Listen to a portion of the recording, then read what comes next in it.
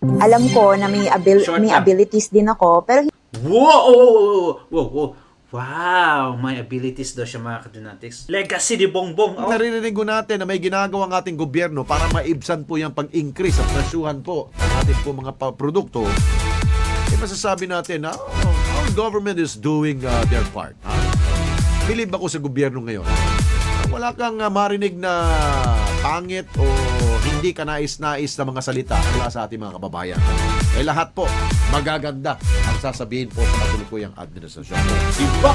Hindi ba ninyo gusto yon, Mr. President? Dapat ganun. Para ang inyong legasiya, ang inyong pong iiwan na legasiya ay mananatili po sa isipan ng ating pong mga kababayan. Na kayo ay may ginawa. Kayo ay tunay na tulungin na Pangulo. Hindi yung nang kayo'y umalis. Baka ilan natin mga kababayan ay walang bukang bibig sa inyo kundi walang ginawa ho yan. Nung panahon na merong krisis kami, walang ginawa ho yan. Puro lang pagtakpan ang kanyang administrasyon. Di ba pangit ho yun, Mr. President? Kaya sa mga nag-a-advise po sa Pangulo, pwede ba tulungan ho ninyo siyang pagandahin po ang kanya pong imahe? Dahil na 2 taon na lang po nalalabi ang kanya pong panunungkulan bilang Pangulo. Kaya mas maigi kapag may mga ganito pong mga krisis, mga problemang kinakarap ang taong bayan, ito yung pagkakataon na pagandahin ninyo ang imahe ng ating pong executive chief executive. Ang pinuno ho natin. Kapag yan po ay magkaroon ng negative impression, alam niyo pa naman yung mga negative impression, dala-dala ho yun ng taong bayan. Hindi makakalimot ng taong bayan po niyan. Pero kapag magandang ginawa, nako, tiyak na nadadala ho nila yan. At bukang bibig ho yan sa mga usap-usapan sa kalsada, sa inuman, sa mga piging. Uy, magaling ang ating Pangulo, ha? May ginagawa. At naibsan, hindi natin naramdaman na tayo naghihirap dahil po dyan sa gulo sa Middle East. So yun lang po ang gusto kong ipabatid sa ating pong Pangulong Marcos Jr. Sa tingin nyo ba mga kadonatics, tanong ko lang, is it too late or not too late for Bongbong Marcos mga kadonatics na magpasikat ngayon? Is it too late mga kadonatics? Kasi sa buong 4 years, wala tayong nakitang maganda eh. So, sa mga nalalabing taon mga kadonatics, is it enough na i-restore niya yung imahe niya? For me mga kadonatics, comment down below. Babasahin ko yan. For me, never enough. Never enough! Never na talaga mga kadonatics. Wala nang makaka-restore pa. Wala nang gagawin ni si BBM na makaka-restore pa sa kanyang dignidad mga kadonatics. That is what I'm seeing. Wala na talaga. Unless, okay, mag-step down siya. I think mga kadonatics, ma-lessen yung hate natin sa kanya. Di ba? But as far as restoration is concerned, no more. Bago tayo magpatuloy mga kadonatics ito, panoorin nyo naman ito. Basahin nyo naman itong si Trililing. Kawawa naman itong aso mga kadonatics. Tingnan, panoorin nyo naman, kawawa din naman ito. Okay, ano sabi niya? Trillanes hindi na kayang tumakbo sa mas mataas na posisyon dahil sa kawalan ng budget. Naniniwala ba kayo dito mga kadonatics? Dahil ba sa kawalan ng budget itong si Trillanes? May maleta yan eh. Hindi yan mawawalan ng budget. May maleta yan. Nako. Ito ba talaga yung dahilan mga kadonatics kung bakit ayaw niya nang tumakbo sa mataas na posisyon? Hindi ka nanalo sa mababa, mataas pa. Ambisyoso. Yan talaga yung totoo mga kadonatics. Ang totoong reason, wala nang naniniwala sa isang asong ulol na kagaya ni Trillanes. Kahit niya ang mismong Pinklawan mga kadonatics, Dilawan, ayaw nang paniniwalaan siya. Ginagamit na nga lang siya ngayon, tigpa-file ng kaso. Yan na lang yung role niya ngayon mga kadonatics. Okay, may kakasuhan tayo ngayon. Appoint Mr. Trillanes. Ayun yung mga kadonatics, puntang ombudsman, puntang NBI. Yan na lang yung ginagawa niya. At may isang may isang parang Trillanes din yung mukha niya mga kadinatics. Eto, panoorin nyo. Na nakikiepal, nakikiepal. Magaling daw siya mga kadinatics no? Bright daw siya, bright. Ito, nakikiepal siya alam ko na may Short may lang. abilities din ako, pero Wow, may abilities daw siya mga kadinatics. Okay. hindi yun sapat para talagang, be there. Okay, So, good. sana Acknowledge your mapanumbalik weakness. natin yun. Kasi I really respect our institutions in the government, pero pag nakikita ko, parang ang daming bobo dyan. I mean, even I agree naman talaga mga kadinatics. Nako, when we talk about bobo, sa kongreso. Nako, ang dami sa kamara mga kadinatics. Ang dami talaga. May ilan nga sa Senado Malacanang pa. Ang iba. feeling ko nga, you know your abilities. Hindi ko nga nakikita ang sarili ko dun Ang tanong ngayon mga kadonatics, dahil inalign niya yung kasarili niya kadonatics sa Pinklawan at Dilawan, sino kaya yung pinapatungkol niya dito mga kadonatics? Alangan naman yung mga Panginoon niya, yung mga Pinklawan at Dilawan, alangan naman mga kadonatics. Doon siya doon siya sumisikat sa kanila. Lumalabas sa magkabilang interview mga kadonatics ng mga Dilawan niya at Pinklawan ng mga social media. Alam nga naman tirahin niya yun. Alam natin kung sino yung tinutukoy niya. Bobo daw. Okay, 1 minute. Sige lang. So, ayun, parang sana ibalik natin yung respeto natin sa institusyon ng gobyerno. Alam mo, Shh! Magaling talaga yung tingin niya sa sarili niyo mga kadonatics. Biruin niyo naman na inahamon si Inday Sara ng debate. So, I think magaling I talaga yung would have tingin to niya sa agree sarili with you niya. on that. Kasi Ito nga sabi mga kadonatics biblical to, biblical. The one who exalted himself should be abased and the one who humbled himself should be exalted mga kadonatics. That is biblical. Itong kumag na to, yan yung mga kadonatics. Pinatunayan niya yung Biblia. ngayon ko rin nakikita na ano talaga the heart for it is not enough. Yeah. There has to be some degree of degree tuloy na is para there has to be some degree. Ay, nako. Parang babaeng version ni Trillanes, no? Ayan, and anyway, mga kadonatics, pagpatuloy natin to si Alex Santos. May maganda siyang sinabi kay Senator Marcoleta, no? Yung presyo ho ng diesel, posible palang umabot sa 134. May maganda yung sinabi ni kanina, dun sa Protect Committee meeting kanina. Si Senador Rodante Marcoleta. Dahil ako rin mismo, matagal ko na rin po itong masyadong maraming katanungan po sa aking isipan. Kung paano umabot po sa higit sa 100% ang pagtaas po ng presyo ngayon. Na ito po sa tingin ko ay mga lumang supply na ho to Kaya kapag lumang supply, na hindi naman to mga bagong supply na kinunan po, ibig sabihin, hindi dapat magbabago ang presyo. Tingnan nyo ho sa ibang bansa. Never ho nagbago ang kanilang presyuhan ho doon. Tayo lang.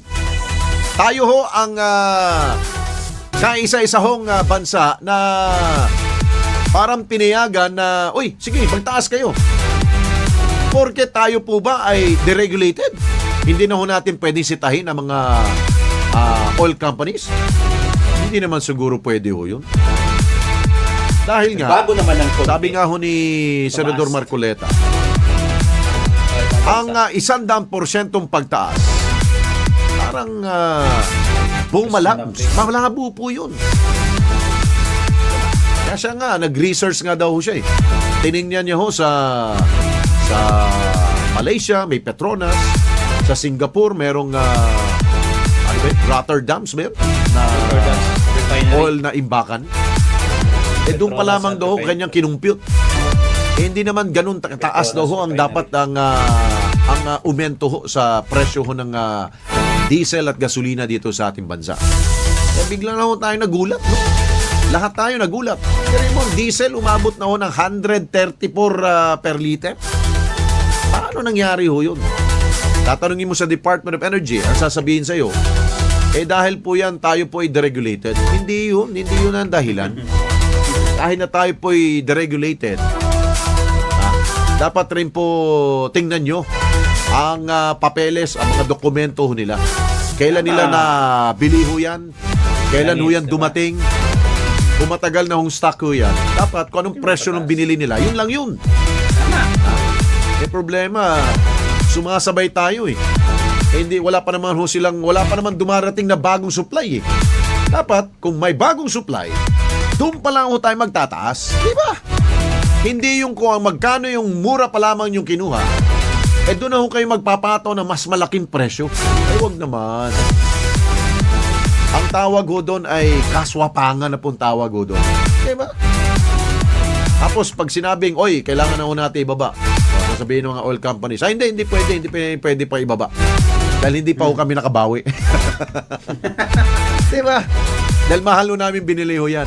Excuse me, lumang stock na ho yung binibenta ninyo. Nasa gasoline station na nga ho yan eh. Di ba? Ay, nako. Dominic. Di ba mga kadonatics, ganyan kaswapang ka-demonyo tong mga oligarke namumuno ngayon sa atin. Well, anong masasabi ni Atty. Topacio, mga kadonatics, sa ginagawa nila kay Inday Sara Duterte? Ito panoorin natin. Nakita na nga po natin kung paano pong inaabuso ng House Committee ang kanilang kapangyarihan. At ginagawa po nila yan sapagkat very politically charged nga po itong House Committee, at ang gusto po nila ay hindi lamang magkaroon ng articles of impeachment at i-relay o i-transmit sa Senado, kundi dito pa lamang sa stage na to o level na ito ay sirain na si Vice President Sara Duterte. Hindi na po ito hearing on sufficiency of grounds. Hearing na po ito. Parang full-blown trial na ito. At ang kanilang pumpakay ay isa lamang, ay sirain si Vice President Sara Duterte. Bakit? Sapagkat hindi po sila nakakatiyak na kapag ang articles ay na-transmit sa Senado ay magkakaroon sila ng conviction. Hindi lamang dahil sa politika, sapagkat napakahina po ng ebidensya. So, ginagawa na lamang po nila itong demolition job laban kay VP Sara Duterte. Kamara, itong sa kanyang SALN, dyan po sa ombudsman, at willing naman daw yung ombudsman magbigay ng SALN na dokumento tungkol nga dito kay Vice President Sara Duterte. Anong masasabi po ninyo?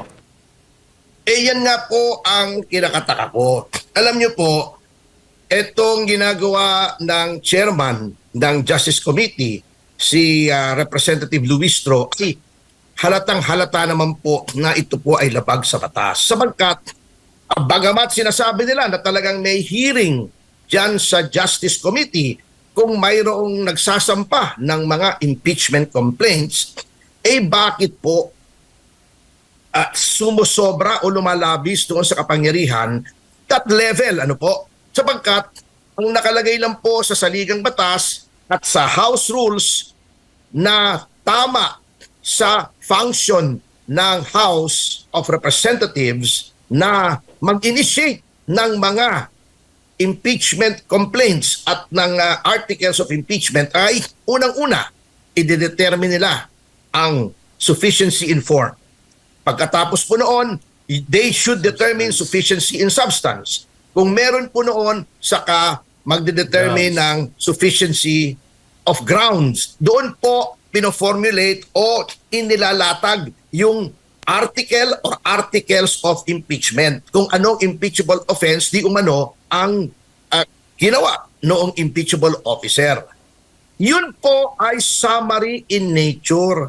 Hindi po yon trial, kundi hearing. May pagkakaiba po ang trial at hearing. Ang hearing po ay mas maigsi, ito ay informal, at ito ay para sa isa lamang issue na yun po ang mahalaga para sa hearing na yon. Halimbawa po, diba? etong hearing nito sa House, i-determine nyo lang ang sufficiency of ground or grounds.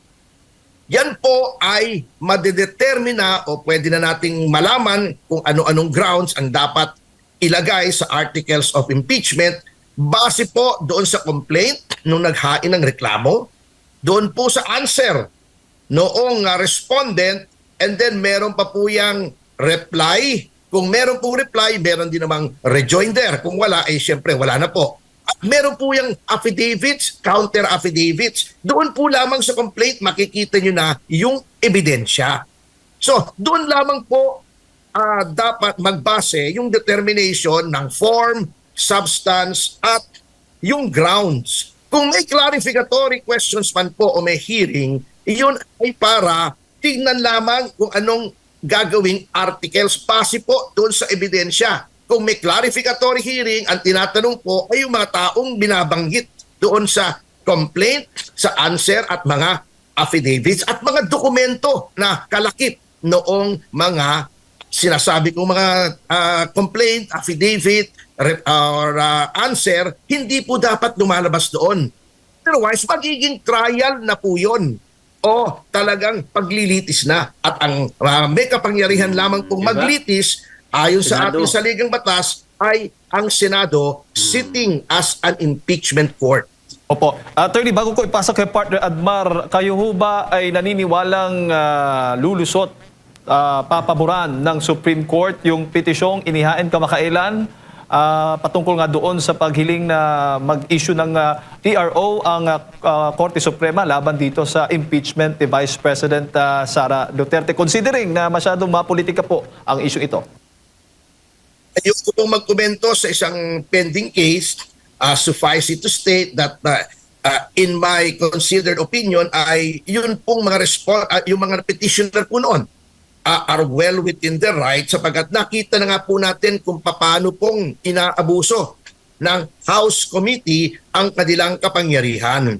At ginagawa po nila yan sapagkat very politically charged nga po itong House Committee at ang gusto po nila ay hindi lamang magkaroon ng articles of impeachment at i-relay o i-transmit sa Senado, kundi dito pa lamang sa stage na to o level na ito ay sirain na si Vice President Sara Duterte. Hindi na po ito hearing on sufficiency of grounds. Hearing na po ito. Parang full-blown trial na ito. At ang kanilang pumpakay ay isa lamang, ay sirain si Vice President Sara Duterte. Bakit? Sapagkat hindi po sila nakakatiyak na kapag ang articles ay na-transmit sa Senado ay magkakaroon sila ng conviction, hindi lamang dahil sa politika sapagkat napakahina po ng ebidensya. So, ginagawa na lamang po nila itong demolition job laban kay VP Sara Duterte. Attorney, magandang umaga. Hingi lang po ako ng opinion ninyo sa naging pahayag po ni Congressman Ridon at sinabi niya na tingin niya mababasura daw yung petition sa Korte Suprema dahil wala daw ang tinatawag na legal personality yung mga petitioner at hindi rin daw pwede na mag-file as taxpayer dahil kapag taxpayer suits daw kailangan daw ang pinag-uusapan ay disbursement ng public funds sa attorney. Opo, yung si Congressman Ridon, malaki ang mukha niyan eh. Anyway, alam nyo ayoko na rin magkomento dyan sapagkat that would go into the merits of a pending case. Yan po ay sub judice na tinatawag. At si Atty. Ridon, bilang abogado, ang alam ko, abogado si Representative Ridon. At kilala ko po yan personal. At magaling na abogado yan. Kaya lang kalungkot-lungkot, yung kanyang galing ay hindi niya ginagamit sa ewan ko kung anong reason, ngunit alam niya he knows better as a lawyer to be commenting on a pending petition before the Supreme Court. Not only that, he knows better than to preempt the Supreme Court. Isa pong paglapastangan sa Korte Suprema yung pangungunahan mo. So, ako sa kanya, titigil-tigil na po ako. Opo. Yung kaibahan naman nung nagpetisyon, kasi parang almost same lawyer personality yung nagpetisyon din yung pinakauna na nakakuha ng paborableng desisyon sa Korte Suprema. At itong petition na panibago po, attorney, anong kaibahan po?